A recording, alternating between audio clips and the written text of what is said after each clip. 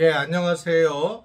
6월 7일 수요일 짱목과 말씀 수다의 시간입니다. 오늘 주시는 말씀은 사무엘하 3장 6절부터 11절의 내용의 말씀입니다. 하나님 말씀을 보시겠습니다. 사울의 집과 다윗의 집 사이에 전쟁이 있는 동안에 아브넬이 사울의 집에서 점점 권세를 잡으니라.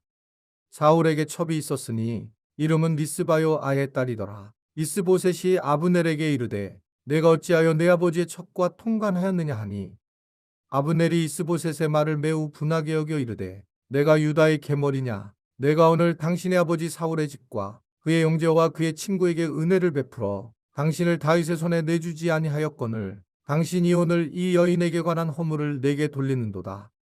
여호와께서 다윗에게 맹세하신 대로 내가 이루게 하지 아니하면 하나님이 아브넬에게 벌 위에 벌을 내리심이 마땅하니라. 그 맹세는 곧 이 나라를 사울의 집에서 다윗에게 옮겨서 그의 왕위를 단에서 브엘세바까지 이스라엘과 유다에 세우리라 하신 것이니라 하매 이스보셋이 아브넬을 두려워하여 감히 한마디도 대답하지 못하니라.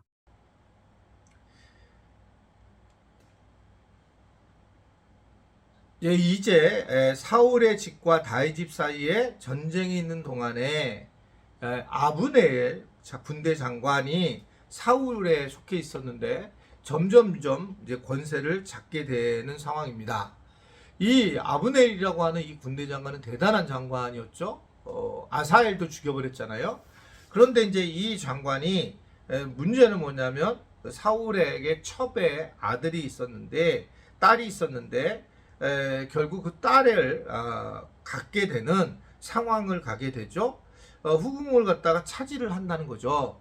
그랬을 때 이게 물론 뭐 그냥 할 수도 있겠지만 이건 정치적으로 자신이 왕과 같다라고 하는 것을 드러내는 상황이라는 거죠.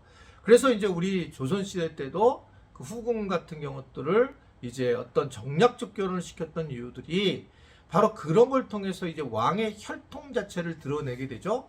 그런 것처럼 마찬가지로 이 어떻게 생각하면 아브넬은 무관인데 장군인데 왕족과 같은 그 결국 후궁을 가지려고 하는 모습을 보이게 됩니다.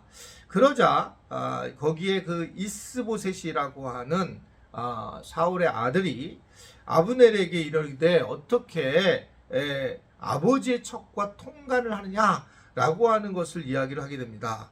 그러자 8절에 보면 아브넬이 이스보셋의 말에 매우 분하게 여겨 이르되 내가 유다의 계머리냐 라고 하면서 오히려 이 아브넬에 대해서 분노하고 화를 내며 협박을 했다라고 하는 것입니다. 결국 이러한 모습을 통해서 그는 굉장히 심각한 상황으로 빠지게 되는 걸 볼 수가 있어요. 잘못을 지적을 받았을 때 어떻게 해야 될까?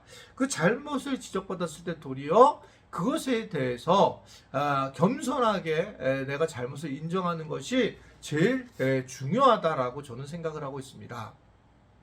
이게 화를 낸다는 의미는 그것은 무조건 이 싸움에서 진다라고 하는 거고, 그래서 그 우리가 화를 낸다는 것이 가장 무엇인가 사람끼리 대면을 하게 될 때에 가장 저급한 모습이고, 그리고 자기와 상대방에게도 모든 것이 지는 그런 상황이 이제 화를 내는 그런 상황입니다. 상황을 봤을 때에 결국 이 아브넬은 화를 낼 뿐이 아니라 내가 실수를 했습니다. 제가 왕족을 갖다가 생각을 해서 이게 잘못됐습니다라고 얘기를 하면 별 문제가 없었을 텐데, 그런 것이 아니라 오히려 화를 내고서 오히려 다윗의 그 명한 말씀을 가지고 끌어들이면서 하나님까지 농락하는 그런 모습을 보이게 됩니다. 결국은 그는 이러저러하게 결국은 하나님을 오히려 팔기도 하고 또 왕족에 대한 부분에 대해서 그는 잘못된 모습을 보이게 되는 그런 상황이 되면서 결국 이 아브넬이 이제는 사양길을 걸어가는 악한 사람으로 나타나게 되는 걸 볼 수가 있어요.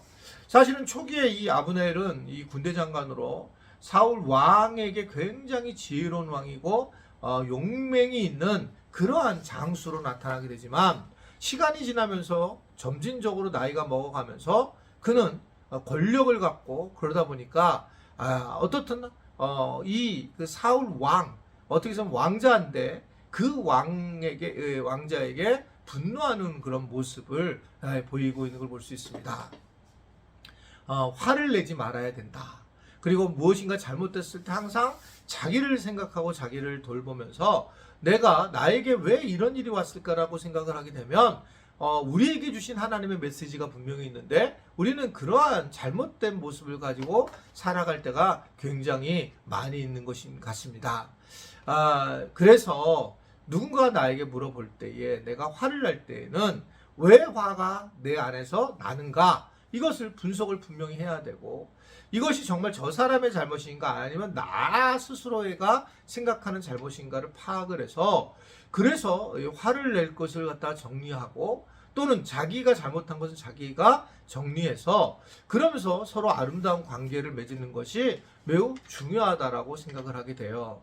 저도 이제 목회하면서 제일 잘했다라고 내가 생각하는 것 중에 하나가 있다면 저는 누군가가 저에게 잘못했다라고 얘기했을 때에 대체적으로 제가 자기 반성을 해보려고 해요.